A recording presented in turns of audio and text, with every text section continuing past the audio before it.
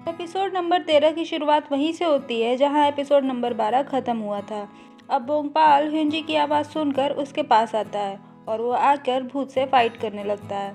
अगली सीन में हम देखते हैं कि बोंगपाल हिंजी को हॉस्पिटल लाता है और उसका मोबाइल उसकी मॉम को देके चला जाता है।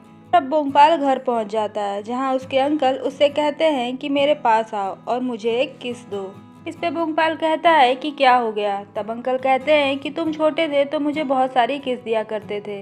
तब बोंगपाल कहता है कि वो सब भूल जाइए, अब मैं बच्चा नहीं रहा। और उसके बाद वो अंकल को सुला देता है।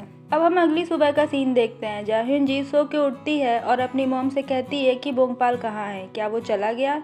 इस पर उसकी मॉम कहती है कि तुम ये भी नहीं जानती कि वो कैसा इंसान है, उसके इतना क्लोज मत जाओ। तब हिंजी कहती वो एक अच्छा इंसान है। अब अगली सीन में हम देखते हैं कि हिंजी अकेले बैठी है और वो सोच रही होती है कि मैंने उस टाइम पे क्या देखा और उसके बाद मैंने बोंगपाल को ही क्यों बुलाया, क्या हम सच में एक दूसरे को पहले से जानते हैं। इसके बाद वो बोंगपाल को मैसेज करती है कि कल वो डिस्चार्ज हो रही है, अगर तुम चाहो तो मुझे मिलने आ सकते हो। अब हिंजी की मॉम उसे सुला देती है और चली जाती है, लेकिन हिंजी अभी भी बोंगपाल से बात कर ही रही होती है। अब हम देखते हैं कि बोंगपाल हिंजी के लिए एक गिफ्ट लेता है और गिफ्ट में वो नेकलेस लेता है। उसके बाद वो हॉस्पिटल जाता है, पर जैसे ही वो हॉस्पिटल जाता है हिंजी की मॉम उसे रोकती है और कहती है कि मुझे तुम्हारे और हिंजी के रिलेशन के बारे में नहीं पता, लेकिन मुझे तुम्हारा यहाँ आना बिल्कुल पसंद नहीं। सॉरी, लेकिन तुम अपने घर चले जाओ। वो कहती हैं कि हिंजी 5 सालों के बाद कोमा से बाहर आई है, मैं नहीं चाहती कि कल जैसी बात फिर से हो। तभी हम देखते हैं कि हिंजी से मिलने प्रोफेसर भी आते हैं और उसे डिस्चार्ज होने के लिए कॉन्ग्रेचुलेट करते हैं और बोंगपाल उसे बाहर से देख रहा होता है। इधर हिंजी सोचती है कि उसने कहा था कि वो आएगा, लेकिन वो आया क्यों नहीं। और अब प्रोफेसर हिंजी और उसकी मॉम को उसके घर तक ड्रॉप करते हैं। अब हिंजी अपने घर पहुंचती है और अपना सामान देखकर बहुत खुश हो जाती है। तब उसकी मम्मी बताती हैं कि हमने ये सारी चीज़ें तुम्हारे हर बर्थडे पर एक एक करके खरीदी हैं।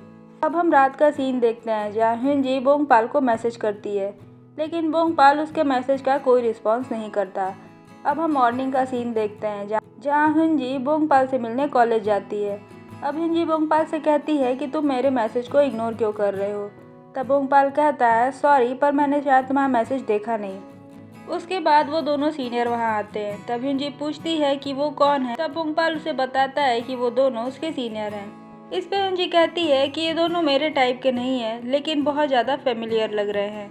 अब हम देखते हैं कि बोंगपाल अपनी क्लास में जाता है और तभी सोयुन बोंगपाल के बगल में जाकर बैठ जाती है। ये देखकर हिंजी को गुस्सा आता है और वो दूसरी जगह बैठ जाती है और फिर वो सोचती है कि इसने तो कहा था कि इसकी गर्लफ्रेंड मैं हूँ। और तभी प्रोफेसर आकर इन्हें पढ़ाने लगते हैं और पूरी क्लास में हिंजी बोंगपाल और सोयुन को ही देख रही होती है। दूसरी तरफ हम देखते हैं कि अंकल पुलिस स्टेशन जाकर प्रोफेसर के खिलाफ कंप्लेन करते हैं और वो बताते हैं कि जब हिंजी का एक्सीडेंट हुआ था तो एक्सीडेंट साइट पे उसका कोई सामान नहीं मिला और उसका सारा सामान प्रोफेसर के घर में मिला। अब बोंगपाल की क्लास ख़त्म हो जाती है। तब प्रोफेसर हिंजी से कहते हैं कि अगर तुम चाहो तो हम बाहर जाके लंच कर सकते हैं, लेकिन हिंजी मना कर देती है। और तभी सोयुन प्रोफेसर के पास आती है और कहती है कि मुझे आपसे कुछ बात करनी है। उसके बाद सोयुन और प्रोफेसर पार्क में जाते हैं और सोयुन प्रोफेसर से कहती है कि वो उसे लाइक करती है और वो बताती है कि मैं आपसे पहली बार मिली थी तभी से मैं आपको लाइक करती हूँ।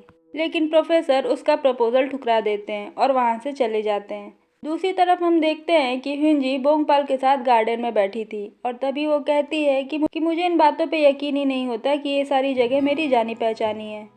अब अगली सीन में हम देखते हैं कि बोंगपाल घर जा रहा था, तभी सोयुन उसे बार में चलने को कहती है। फिर उसके बाद वो दोनों बार जाते हैं जहाँ सोयुन खूब ड्रिंक करती है। अब बोंगपाल उसे और ज़्यादा ड्रिंक करने से मना कर रहा होता है, तभी उसके ऊपर गलती से थोड़ी ड्रिंक गिर जाती है। उसके बाद वो वॉशरूम में उसे साफ करने चला जाता है। तभी हिंजी बोंगपाल को कॉल करती है और उसका फ़ोन सोयुन रिसीव करती है। सोयुन की आवाज़ सुन के हिंजी तुरंत वहाँ आती है और बोंगपाल का हाथ पकड़कर उसे बाहर लेकर आ जाती है और उससे कहती है कि तुमने तो कहा था कि तुम मुझे लाइक करते हो और तुमने ये भी कहा था कि तुम मेरे बॉयफ्रेंड हो और तुम्हें किसी और लड़की के साथ देखकर मुझे गुस्सा आता है। तब बोंगपाल उसे किस कर लेता है। उसके बाद हिंजी उसे खूब मारती है और उसका दिया हुआ गिफ्ट फेंक कर चली जाती है और कहती है कि अब कभी मुझे कॉल मत करना।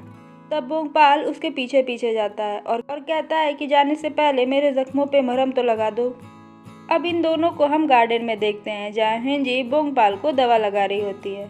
तब बोंगपाल कहता है कि मुझे पता है कि मैं लेट हूँ, मैं उस दिन तुम्हें कॉन्ग्रेचुलेट करने के लिए हॉस्पिटल आना चाहता था लेकिन मैं नहीं आ पाया। फिर वो हिंजी को उसका नेकलेस देता है और उसे अपने हाथों से पहनाता है। उसके बाद वो हिंजी को घर ड्रॉप करता है। हिंजी के घर पहुंचने पर उसकी मॉम हिंजी से कहती है कि आज वो अंकल के यहाँ जा रही हैं। और दूसरी तरफ हम देखते हैं कि डिटेक्टिव को भी प्रोफेसर के ऊपर शक होता है।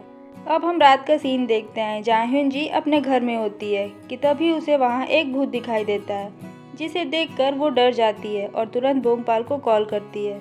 अब बोंगपाल उससे मिलने आता है। तभी हिंजी को पता चलता है कि वो भूतों को देख सकती है। इसके बाद बोंगपाल उसे समझा रहा होता है और ये सब प्रोफेसर देख रहे होते हैं। और इसी के साथ एपिसोड नंबर 13 यहीं ख़त्म हो जाता है। अगर वीडियो अच्छा लगे तो लाइक, शेयर और सब्सक्राइब ज़रूर करें।